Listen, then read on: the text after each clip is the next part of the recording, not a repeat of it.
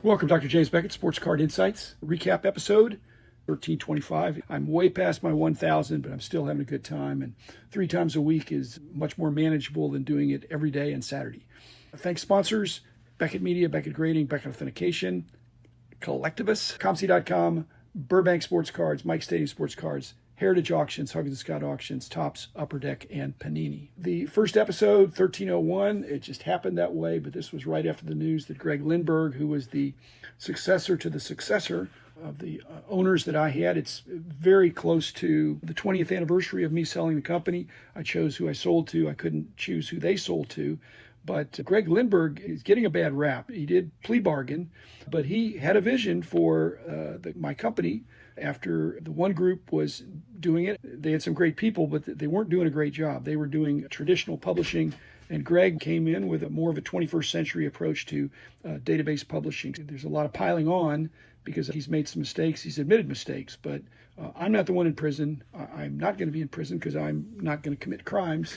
And he's in prison, not necessarily to committed crimes, but he plea bargained in such a way that he is going to be away for a while. In the meantime, the company, life goes on. 1302, the 12 Keating questions. When somebody's prolific like John Keating is, he just has so many questions. And when we're in person or when we get on a Zoom and I see him, he's just a fountain of one-liners and other kinds of experience that's kind of like with Rich Klein. He's got a lot of great stories.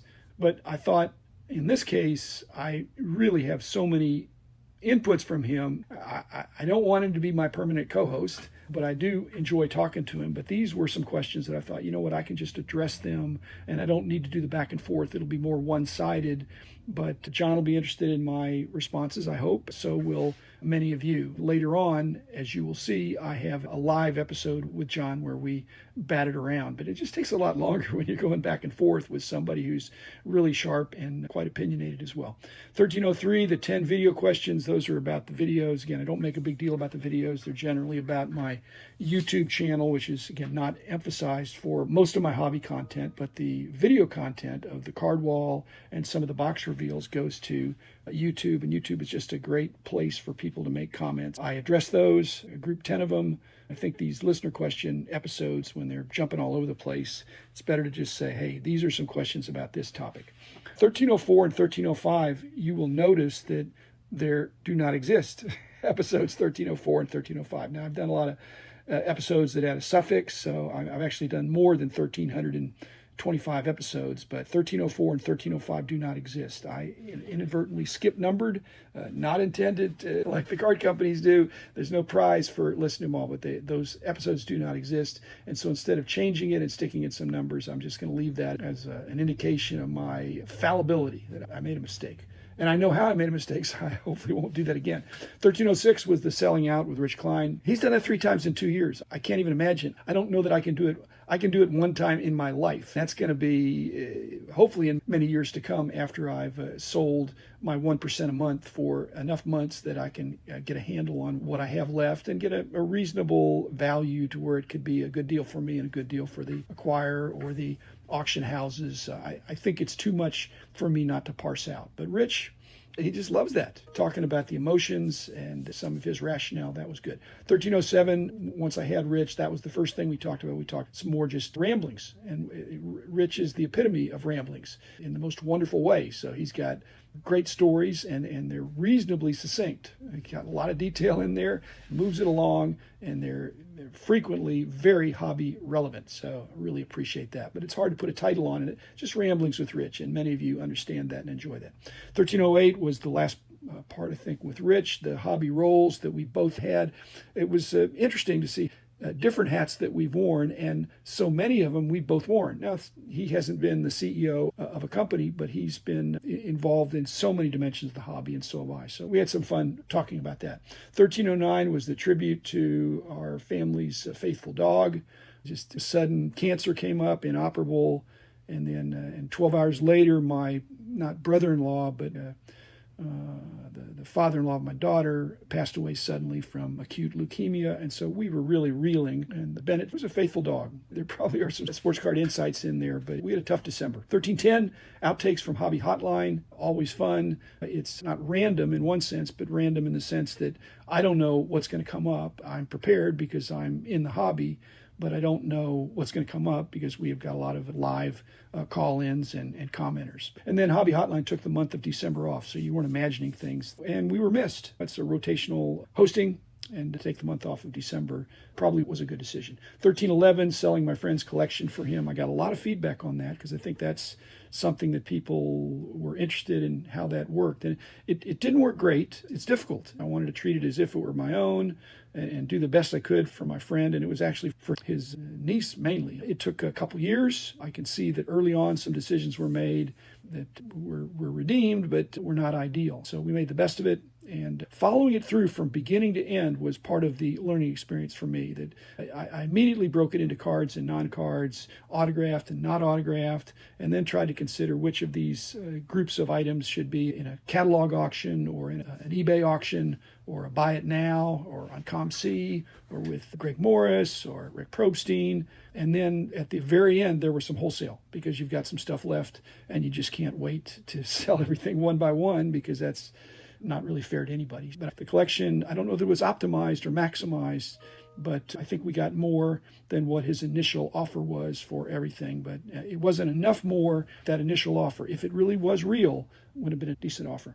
1312, the Panini Mosaic and Crown Royale. Just mentioning those, brand recognition is a big deal. And those brands that Panini has are going to live on. The Crown Royale is from Pacific, but Panini owns those. And my guess is, regardless of the future, what happens with the licenses for basketball and football, Panini may try to treat basketball and football as they've been treating baseball, in the sense of not fully licensed. So we'll see about that. But again, those brands are interesting to me from being around for a long time, and I think interesting to y'all as well, because brand matters.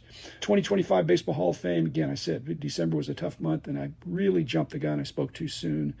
I just was so busy in early December, and I had that funeral. I had an open house. Our dog passed away. And so I guess it sounds like excuses, but I just prepped an episode for the Baseball Hall of Fame, and I just mistakenly put it out there, or was getting ready to put it out there, when then the announcement came of not just the semifinalists, the finalists, but who was actually selected. I'm a small hall guy. I don't have a vote, and it's great to be honored to be selected in the Hall of Fame. The Jordan Star follow-up, 1314, I accumulated a bunch. People feel very strongly about that issue, very strongly, and I'm not trying to stir the pot. But there were just some interesting questions that came up that I thought, and asking for clarification, I thought I can at least do that. I'm not trying to relitigate or argue it as much as just to put some context and make sure people understand my position and all that. 1315 was the tribute to Rocky Colavito with Rich Klein. Rich is great for doing these tributes. We both have the ability to be melancholy and yet constructive and positive. So thanks, Rich, for doing that. Rocky, at his peak, was a superstar. 2024 Panini Prism Football Perspectives, 1316. Prism is such a strong brand. I believe essentially Panini's flagship. It cannot disappear. That's not good for the hobby, not good for Panini, not good for anybody. Those are some great cards, some great traditions, some great inserts and parallels that they pioneered. So I hope it stays alive in some meaningful form. 1317 was the dollar box results with Rich. Rich has been sending me, and he's not gloating, but he's just been telling me, hey, here's what I bought in the dollar box at this show, and here's what the value is. And he's not saying, hey, look how great I did, as much as it's validating that he has a strategy that works. And his strategy is not the same as mine, but we have some similarities. I'm different than that. I don't calculate how much I won. He's basically looking at each card that he got, and he's saying, here's the total value of it. I actually don't do it that way at all. When I come back, I basically look at, I'm trying to not so much find great cards. I want to find really good cards, but I'm occasionally making mistakes. So I'm more concerned when I get home from a weekend show and I look at what I've got, I don't add up the total value of it. I'm mainly just culling out a small percentage of cards that I think, you know what, I missed the boat on that. There are things with a low serial number that you think, hey, this is going to be a great card. And you find out, no, it's not a great card. Or something that's a variation, but it's the easier variation. Or it's a different color, but it's the easier color. It's the one per pack or the one per box, but not the one per case. And so I'm mainly looking at my mistakes. So I don't know. If I paid $1 for a $5 card or $10 card, I'm more concerned with paying $1 for a card that's not equal to $1. 1318 was the tribute to Ricky Henderson, another shock, younger than me. By the way, with the dollar box results, Rich is saying what he potentially earned. I also differ in the sense that I really don't get the final feedback when I go to the dollar box and buy a bunch of cards. Again, I'm culling out my mistakes, and I'm keeping my favorite players and things that might potentially go on my card wall, which is not frequently. But the rest of it's, my two selling venues are eBay and ComC, and both of those are delayed gratification. So I could post it on ComC, post it on eBay, and by the time I get it up there, which could be weeks, then some of it sells, some of it doesn't. So I don't really track it that much. I just know that if I bought a $1 card and I put it for $5, I'm hoping that it eventually sells for $5. Or as Rich says, you take an offer for $4 or $3 and you still made money. 1319, the card show evolution with Rich. There's this desire to enjoy the hobby. And a lot of people like smaller shows, but a lot of people like huge shows, and a lot of people like the fests and other kinds of experiences and activations. And I love it when there's something for everybody. And the marketplace will decide, the hobby will decide. It will support what is good, and hopefully if it's not, then the promoters will retool. 1320, Rich had been asking me about this for a while, scaling hobby businesses. Now, the distinction I was making, and this applies to many of the new entities that are out there, we built a platform. If you build a platform, and that is the upfront cost, you got to build a platform before they can come monetize the platform. So we built a platform, and it allowed us to then monetize it. And we did it in a way that we were able to scale our business. But many of these businesses that are scalable like that, they built a robust platform first.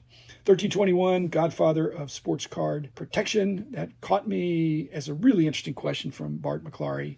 Just off the cuff, I was thinking of back in the 70s, what was out there. None of this stuff. There were some plastic sheets, but they weren't the good kind.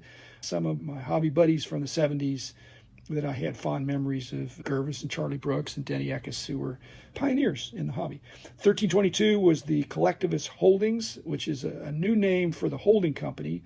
I don't think it's de-emphasizing the Beckett name, but it is a way to talk about three companies that are put together in the many companies that were owned by Greg Lindberg and Trust Global and the other names that he had. This is going to make it a little easier to say these three companies stand alone. The quote that is being overlooked is that Kevin Isaacson, the CEO of the three, is not just happy, he's excited. And he should be, because it's going to be an opportunity to have meaningful accounting and see how they're doing and to reinvest. So again, if it's of the collectors, by the collectors, for the collectors, Collectivus will be successful. 1323 was the blaster hanger experiment. I got a bunch of feedback, bounce backs from that. It was not a failure, but I was disappointed. Over the 5 or 10 years, prices of unopened stuff have probably doubled. And the big giant hits, the grail hits, the value of those is probably doubled. But the expected value of what you get in the pack has not doubled, I don't think. Even when I was buying half price, I don't think I did that well. That's just a word to the wise card companies, is that with so much video, digital content out there, if you're seeing that most breaks are disappointing, there have got to be some huge hits to make it worth it to stay in the game. And then finally, 1324, my friend Mike Steveline wrote me in a very orderly way, and you can do that too, but he had 10 questions that seemed to have a nice flow. I know where he's coming from because I've seen him at the shows and we've talked, and he's been on before, but you can do that. But they were questions that seemed to be something I could get a roll on that. Again, if I would have interviewed Mike doing it, it would have taken 3 times as long. And I will interview Mike at some point and we'll follow up. But in the meantime, I've tried to answer his 10 questions, and I had a good time doing that. And I thank him for giving me thought-provoking questions, especially questions that either haven't answered or haven't answered in quite the same way. That's another couple of months here. Thanks, everybody. I look forward to seeing you in a couple of days, actually. But these recap episodes are every 25 episodes. So thanks, and see you next time.